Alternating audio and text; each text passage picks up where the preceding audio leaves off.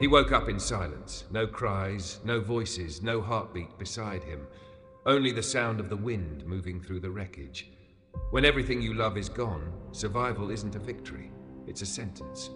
This is the story of a man who lived when everyone else didn't. The earthquake struck in the early hours just before dawn, the kind of moment when the world is supposed to be still, yet that morning the earth roared. His house collapsed in less than 20 seconds. Concrete crushed air, screams filled the dust. He tried to reach his wife, his children. He could hear them calling, but the walls kept falling, one layer after another. And then silence. When he opened his eyes again, he was pinned beneath debris. Blood in his mouth, no feeling in his legs. Time lost meaning. For 30 hours he drifted between darkness and fading hope. He shouted until his throat was raw, until his voice stopped working. He listened, to the wind, to the cracking of broken beams, to the beating of his own heart that refused to quit. When rescuers finally found him, he could barely speak. They lifted him out, his eyes wide open, staring at the daylight that no longer felt real. He asked for his family. Nobody answered. That was when he realized he was the only one left. Survivor's guilt is a strange kind of pain. It doesn't fade with time. It grows in silence. He spent the following weeks in a shelter, surrounded by others who had lost too much. Rows of white tents, the smell of disinfectant, the sound of quiet sobbing at night. Volunteers offered blankets, food, and words that couldn't fill the emptiness. When he closed his eyes, he could still feel the shaking, still hear the cries. His hands trembled even when the ground didn't. He wasn't alone in that feeling. Psychologists call it earthquake trauma, but survivors know it by another name, haunting. Every sound feels like the beginning of another quake. Every silence feels like a trap. He described it once, saying, "You don't live after something like that, you just continue." And yet life insists on continuing. He started to rebuild, slowly, painfully. His town lay in ruins, but volunteers and strangers helped raise walls again. He joined them, not to live, but to remember. Every nail he hammered was a prayer, every wall a promise. "If I build again," he said, "it's for them."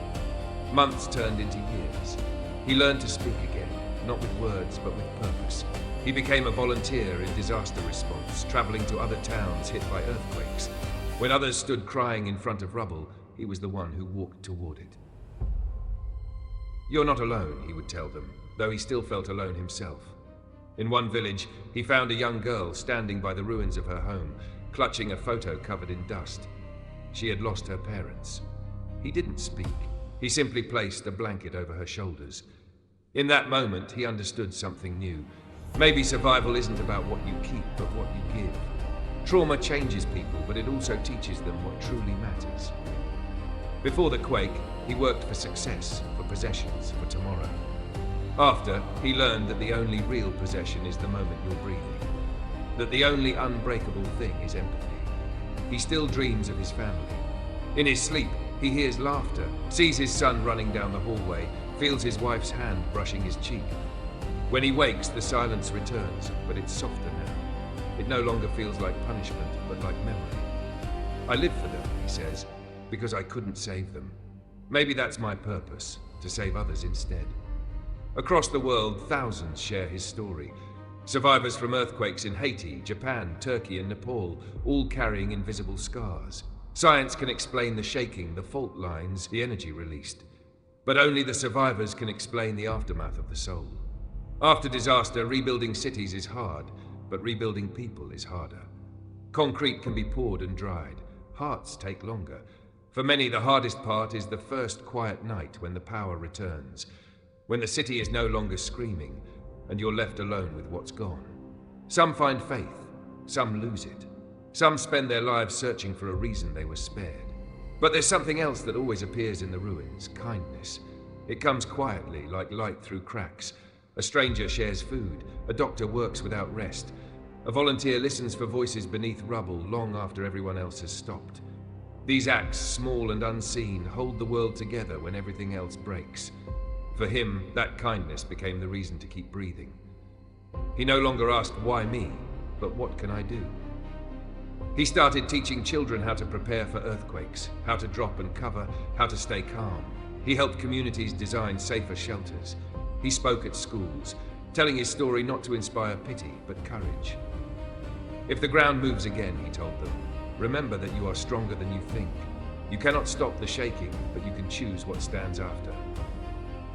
Today, his town is rebuilt. There's a memorial where his house once stood, a simple plaque with names engraved in silver. He visits it every morning, placing a single flower, whispering, I'm still here. The world moves around him, cars, laughter, life, but the memory stays still.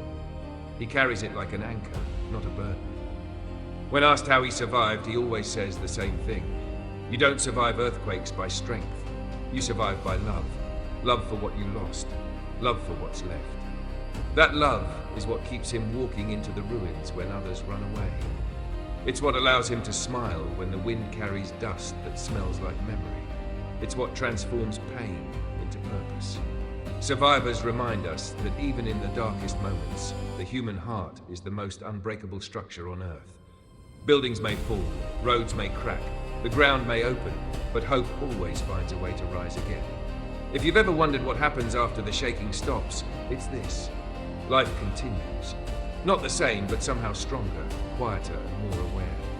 Every survivor becomes a storyteller, carrying a piece of the Earth's memory in their chest. And through their stories, we remember that humanity isn't measured by what we lose, but by how we keep going. So the next time you see footage of a disaster, remember that behind every number is a person like him.